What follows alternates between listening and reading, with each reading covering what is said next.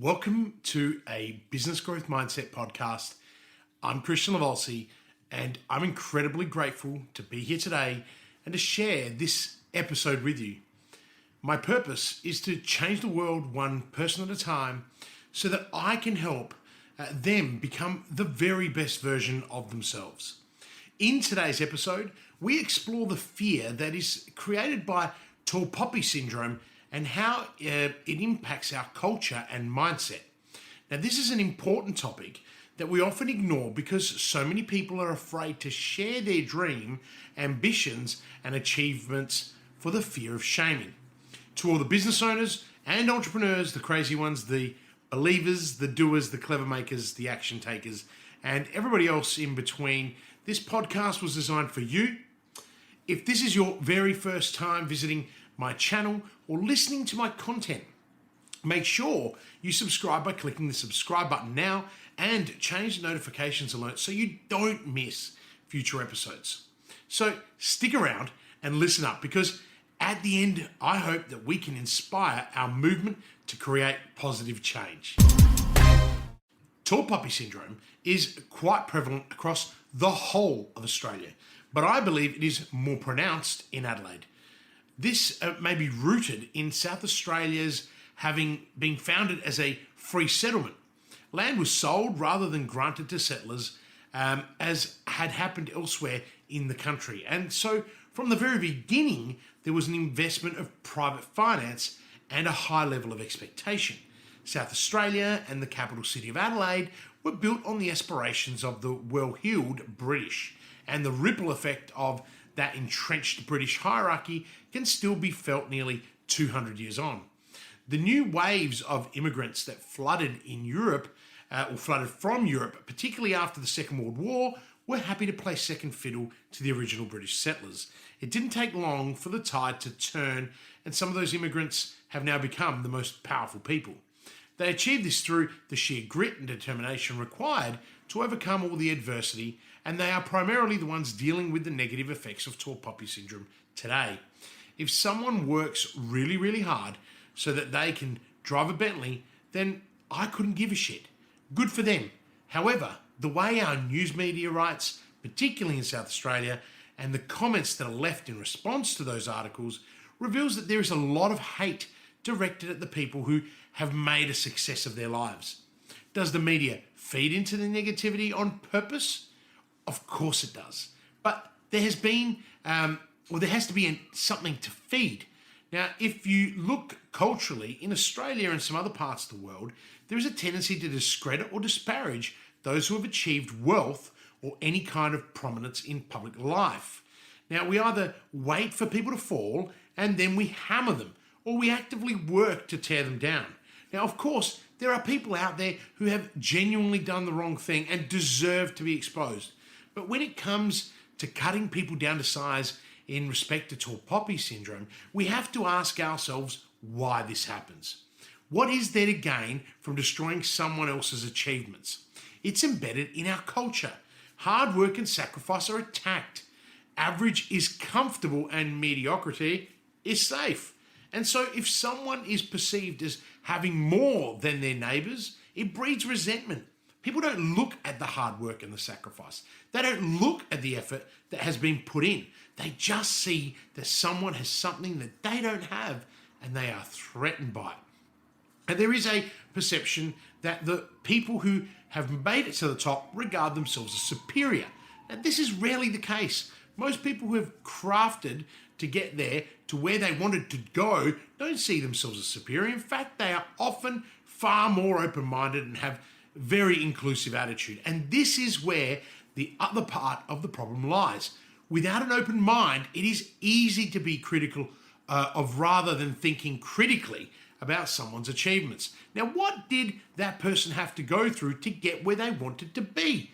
That thought is left out of the equation when it comes to tall poppy syndrome, because it is easier to criticize and judge than it is to critically evaluate.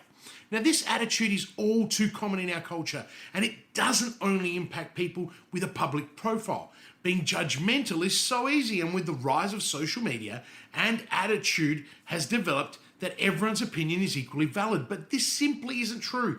If you lack the knowledge and experience to speak on a subject, then your views do not hold as much importance. However, in order for people to feel validated, they will devalue the views of others, even when the people whose views they are dismissing are the experts in the field. Voicing negative opinions about the achievements of others contributes nothing. In the end, it simply boils down to envy. A great deal of time that people who are being criticized are the ones who are contributing the most, whether it's through business, art, ideas, philanthropy, or a combination of all of these things. The individuals who put in the hard work are often the ones who are giving back. Now, this is the message. The people who cut down the tall poppies aren't really interested in hard work. They're not interested in the effort or sacrifice. It's the people who get shit done, who are able to make a positive difference and create change. And so to cut down those who have the power to lift everybody up is damaging to our entire society as a whole. Destroying the tall poppies doesn't level the playing field. It simply stops everyone from having the opportunity to find out what lies beyond the limit of their own sight. You'll never get rid of tall poppy syndrome altogether. But to change the conversation, you need to realize that if you stop paying attention to the people who are focused on cutting you down, then you'll be fine. Research shows that 68% of Australians have a negative attitude towards ambition. Tall poppy syndrome is causing Australians to be less ambitious. Going back to the 1980s, Australia was seen as the land of opportunity. This is no longer the case. So how can we develop a growth mindset when we live in a culture of fear? Nearly half of all women and a third of all men say they worry too much about the fear of failure to chase their dreams. This is extremely sad.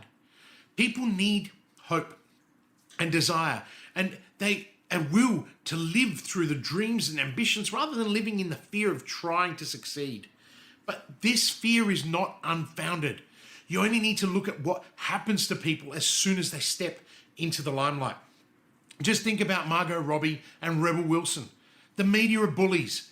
Isn't it interesting that one of the greatest success stories to come out of South Australia is also the greatest perpetrator of fueling tall poppy syndrome? That's right. Rupert Murdoch took over News Limited in South Australia from his father in 1952, and it would prove to be the beginning of his media empire. He went on to build a media empire that at its peak included newspapers, television stations, film studios on 3 continents. And according to an investigation by the New York Times in April 2019, he had become so powerful that he could sway elections. Murdoch sold 21st Century Fox, one of his largest assets, to Disney in 2010 for $71 billion US. But while his empire may not have been as large as it once was, it has never arguably been more powerful on a global scale. Murdoch's holding company is News Corp, owns the New Post, the Times of London, the Wall Street Journal's publisher, the Dow Jones and Company, among many other assets. Now, Murdoch is now 88 years old, currently spends his days at the helm of another News Corp property, Fox News. The media mogul also reportedly has a close personal relationship with President Trump and calls him frequently in the Oval House. Now, that is according to the Times.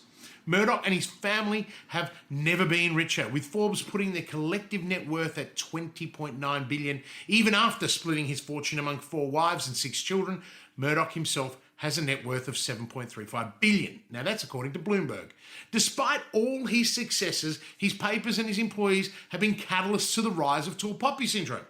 Wouldn't it make more sense for those who have achieved success in their own right to celebrate others who do the same? Would this not help inspire others and instill courage in our community?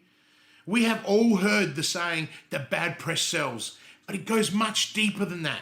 In fact, the truth is that people don't like people that stand up, stick out, and oppose the norm.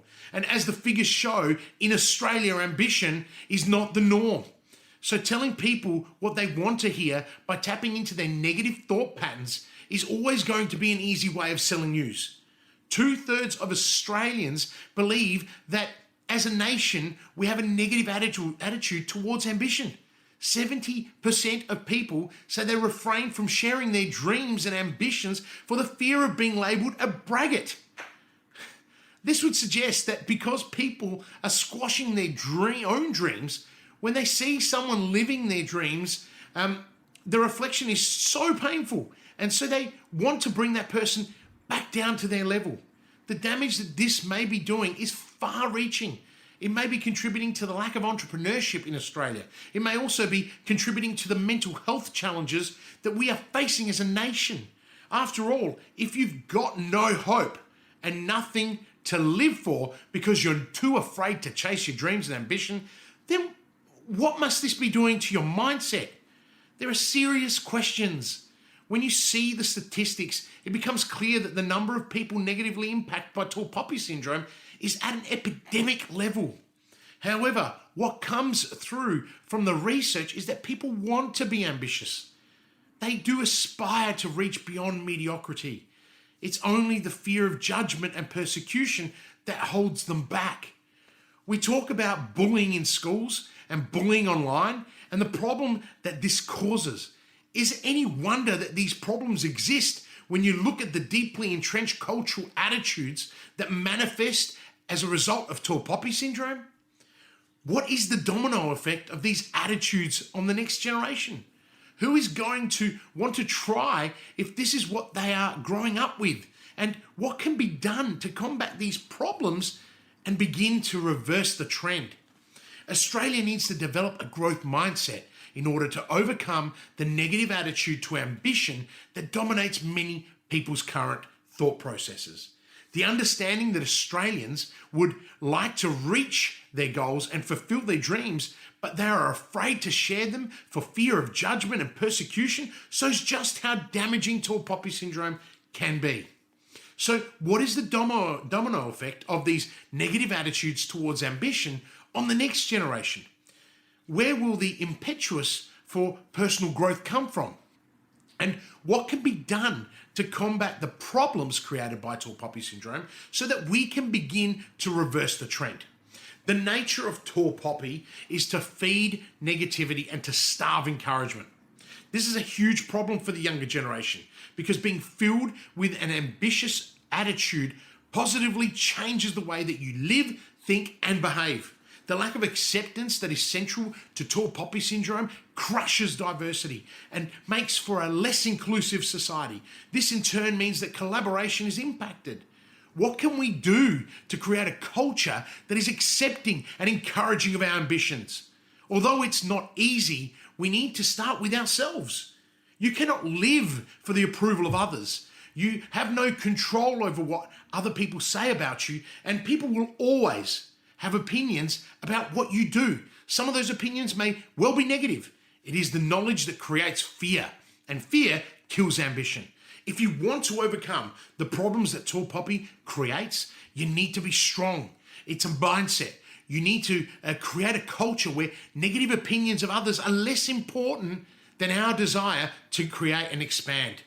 More than this though, we need to ensure that people feel safe enough to try and fail instead of tearing down the people who have experienced failure. We need to use them as future mentors. We need to celebrate the people who have stumbled as well as the people who have succeeded. If we're going to beat tall poppy, we need to create systematic change. Tall poppy syndrome is something we talk about with reference to public figures. But the problem goes much deeper. It's not just public figures who are affected by the negative attitudes that crush ambition. It is for this reason that our conversation needs to change. As well as standing up for ourselves, we need to stand up for each other. Bullying and tall poppy syndrome are linked. They are both forms of shaming. Until we accept that tall poppy is a form of bullying, it will continue to be a problem for our society. The bottom line is that everybody is equally valuable. When you recognize that everybody is equally valuable, you can begin to generate change. You cannot have inclusion and diversity if you do not recognize that everybody is equally valuable. And you cannot recognize that everybody is equally valuable if you tear down people, right? Or if you tear people down because they have ambition. I have really loved hanging out with you today and sharing my thoughts on this very important and powerful topic that has the power to impact many. I hope you are able to take the principles and learnings that I've shared with you today and you can put them into practice in your daily lives and in your business and firms. Purpose has become a cornerstone in my teaching and coaching of business owners. Knowing the causes of failure and knowing the habits and principles that help you succeed will allow you to go forward and with courage, right? And building courage is a key instrument in accelerating my clients' growth and deepening their impact both professionally and personally. I want this for you, and this is why I share my knowledge and experience in my podcast each week. If you love today's episode and are enjoying the series, please take a minute to rate it and provide a review. This helps others know that the content I'm sharing is valuable, but also inspires me to share more content with you. Please take care during this time, be kind and courageous, and until next week, live with purpose.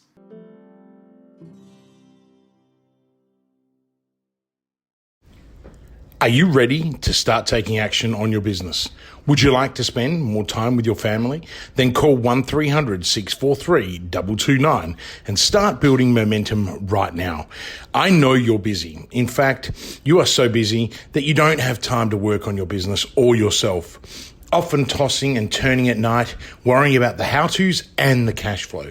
How on earth can you possibly get off the hamster wheel so that you can take a helicopter view to see where you'll be in 90 days, 1 year, or 3 years from now? In this program, I will take you from sleepless nights to blissful sleep. You'll have more time with your family and you will have the clarity and direction so you can grow and flourish. Call 1300-643-229 now and start building momentum.